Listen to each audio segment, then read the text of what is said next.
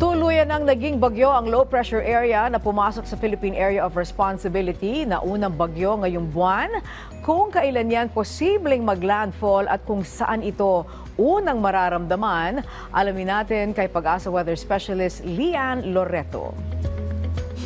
Magandang hapon. Ngayon nga po ay ganap ng naging bagyo itong low pressure area na ating binabantayan sa silangan ng Eastern Visayas at tinatawag na natin ito bilang si Tropical Depression Wilma. Ito po pang 23 bagyo na ngayong 2025 at kaninang alas 10 ng umaga, yung sentro nitong bagyo ay nasa layong 625 kilometers sa silangan ng Katarman, Northern Samar.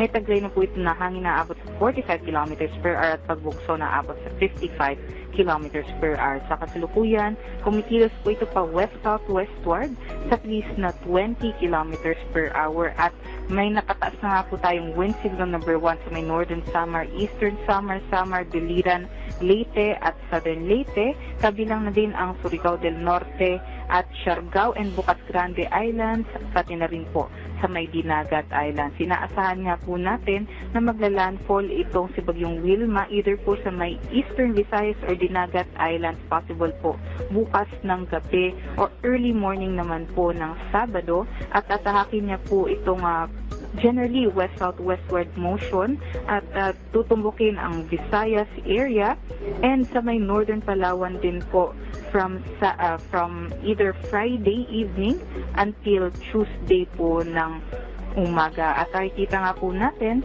hindi po yung kanyang lakas ng hangin ang ating possible na magiging impact or threat. Mas malaking threat po yung kanyang mga dalang mga pag-ulan dito po sa mga nabanggit na lugar. At kaya ating nga pong pinaghahanda yung ating mga kababayan dahil yung tatahakin nga po nitong bagyo ay yung mga nasalansanan nung mga nakaraang mga bagyo. At sa ngayon nga po, aside po dito sa Bagyong Wilma ay nakaka-apekto din sa ating bansa at magdadala ng mga pag-ulan itong amihan at posible nga po yung mga pag-ulan sa areas po ng Luzon and some parts din po ng dito po sa may Southern Luzon area. Kaya mag-antabay lamang po tayo sa mga updates galing po dito sa Pag-asa. Sa ating nakikita, tama, meron naman pong epekto itong amihan sa lakas at direksyon nitong bagyo. So generally yung northeast monsoon ay nakaka-apekto po sa direksyon ng bagyo. So dahil nga po may surge tayo ng amihan, so mas mababa po yung track nitong bagyo, kaya dito po ito tatama sa may Visayas area. At sa nakikita nga po natin, yung amihan din nag-hinder din na mas lumakas pa itong bagyo habang nandito na po ito sa mga kalupaan. So possible nga po sa nakikita natin ay tropical depression lamang po ito habang tinatawid ang Visayas area.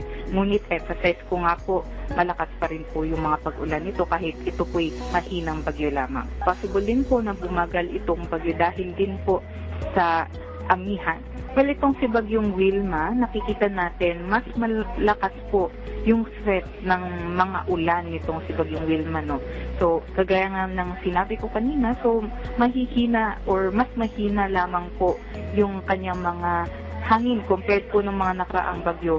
Ngunit doon naman po ito bebuelo sa lakas naman po ng mga pag-ulan. Kaya't may nakataas na nga po tayo ng weather advisory at naka-orange na po tayo, no, sa malaking bahagi po ng Eastern Visayas, maging dito din po sa may Albay, Sorsogon at pati na rin po sa may Catanduanes area, no. So sa mga nabanggit ko nga pong lugar ay mag-antabay po tayo or maghanda po tayo sa mga posibleng impact nitong malalakas na mga pag-ulan. And aside po dyan, no, ay kailangan po nating ma-emphasize na yung mga ganitong mga pag-ulan, 100 to 200 millimeters of rainfall po dun sa mga nabanggit ko pong lugar ay maaari po makadulot ng mga pagbaha at pagguho ng lupa. So doble ingat po sa ating mga kababayan.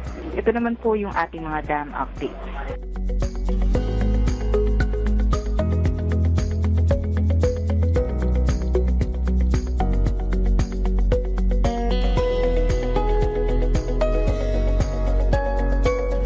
At yan naman po ang latest mula dito sa Pag-asa Weather Forecasting Center. Ito po si Lian Loreto. Maraming salamat, Pag-asa Weather Specialist Lian Loreto.